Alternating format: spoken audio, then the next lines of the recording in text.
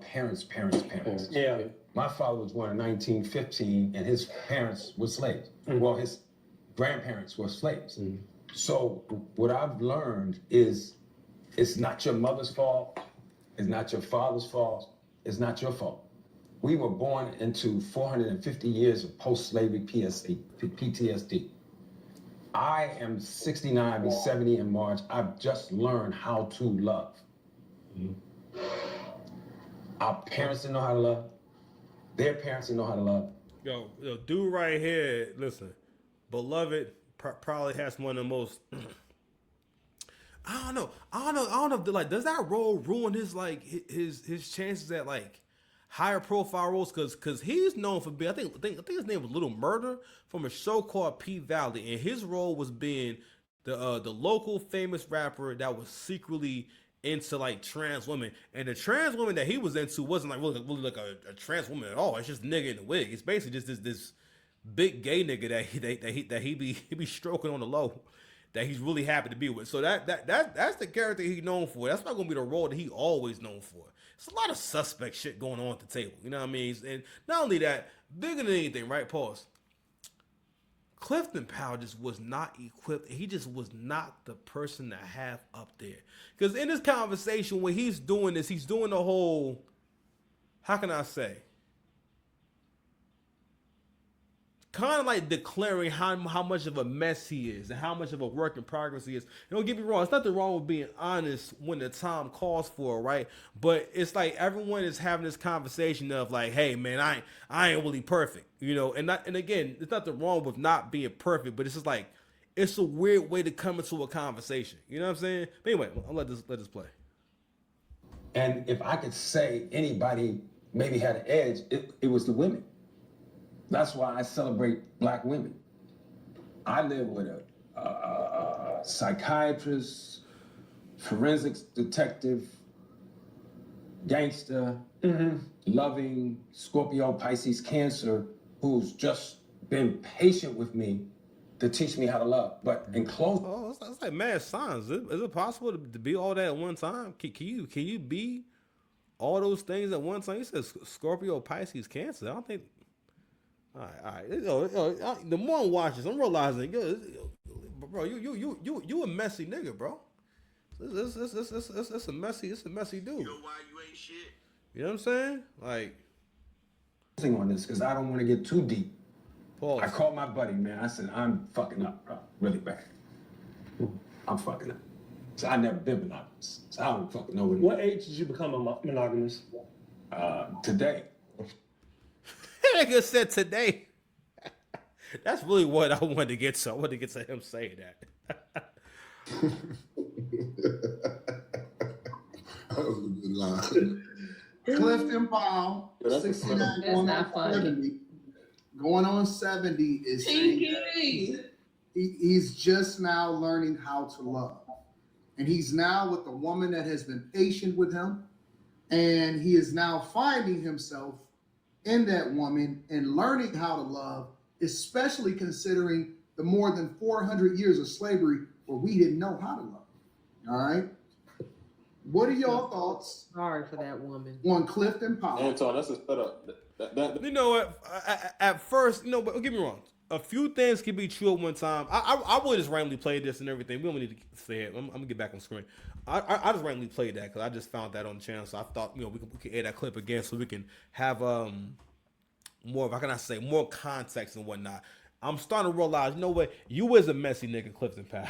Nigga said, I became monogamous today. I guess, you know what? I've been proven wrong. All right, because before I was saying that, and this still stands. Like everything you saying sounds vague. Like nothing he said made sense. Like you were communicating. This is how women be talking.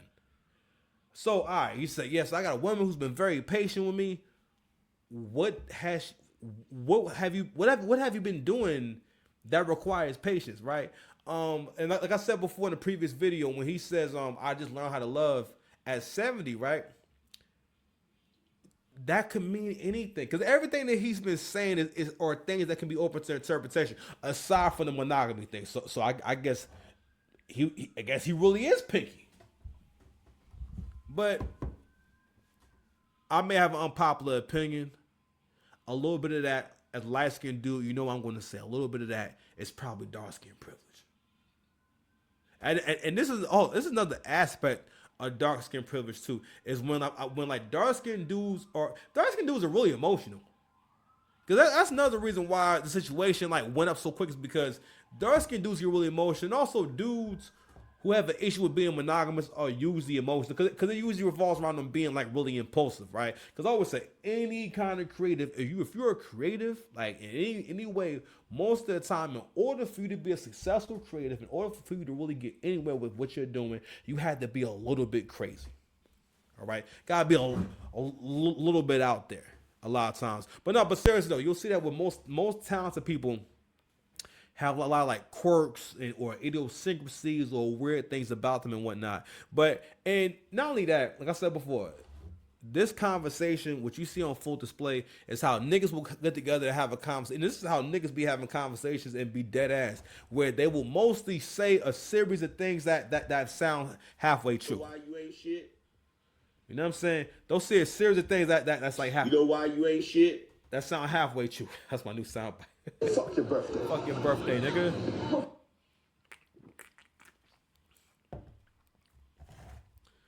Like I was telling y'all before, and I've had like several conversations, right? Black folks have a huge problem with, and it's mostly with men. It's mostly like black men in general are super uncomfortable with authority, right? And being in leadership. And I think about this a lot more after I heard CGA he phrased it this way when he said, after the whole thing with the Michigan coach, he was talking about how like a lot of black men are not ready to be in high levels of leadership and what that actually means. And that's a conversation to be had. Because again, if you say to a man, hey, if you have a family, you're supposed to be the head of the household. You're supposed to be the man. It's supposed to be a situation where what you say goes. I'm like, unless you're a villain, we're not in a Marvel movie. We're not in a DC movie. I don't believe you to be a villain. Now, Clifton Powell, I don't know, maybe, maybe, but my other statement still stands about when he says, I just learned how to love. Like, he wasn't specific about nothing. That's the same as me coming to y'all saying, I ain't gonna lie, y'all. It's been bad. I don't know. I'm not sure what I'm going to do, but I'm going to take the first steps today.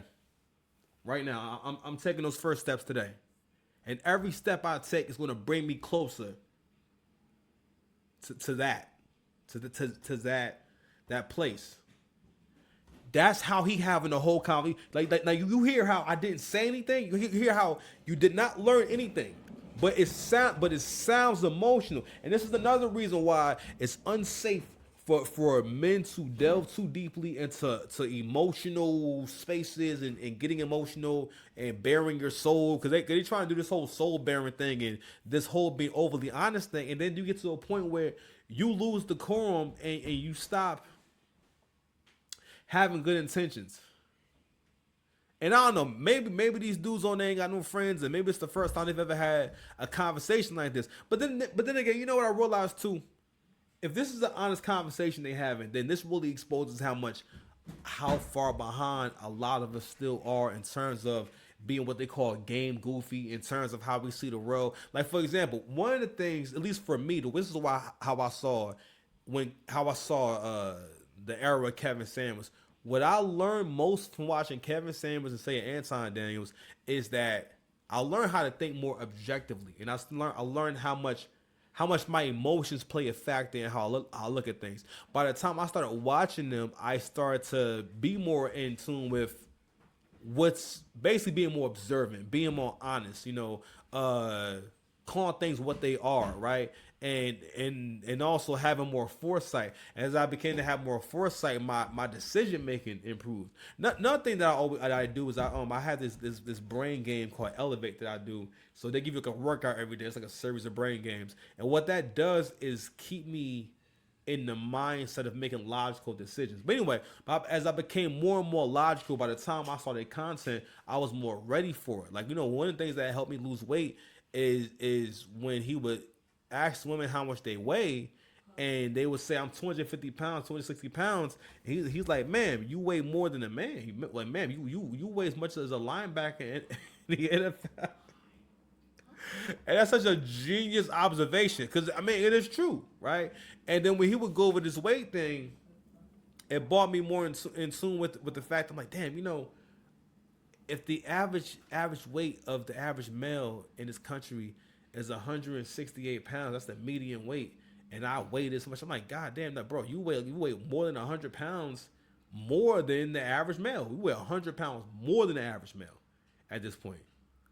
And no, I actually weigh more than 100 pounds. Actually, I was 100. By the time I was listening to Kevin Samuels, I was maybe 3.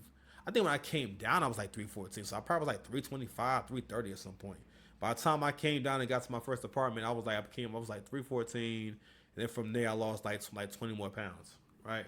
But hearing people have objective conversations had that influence on me. And I realized that when it comes, even for example, when people talk about Donald Trump and everything, don't get me wrong, some people actually do their research and they'll give you a concrete reason, and which is fine. I'm not really here to advocate for no one. What always bothers me is how much people are obsessed with this person, and they make it to where, because we're not in the same political party, I'm going to look at everything you do as evil or there's an ulterior motive. Like I always say, it's like if Democrats and liberals have this mindset like they're actually in a Marvel movie, they're actually in a DC movie, where there are people who are written in a way where everything they do and whatever they do, it has to be evil, it has to be bad, it has. You know what I'm saying? That's only in movies where everything that person does is a front. Everything that person does is for some evil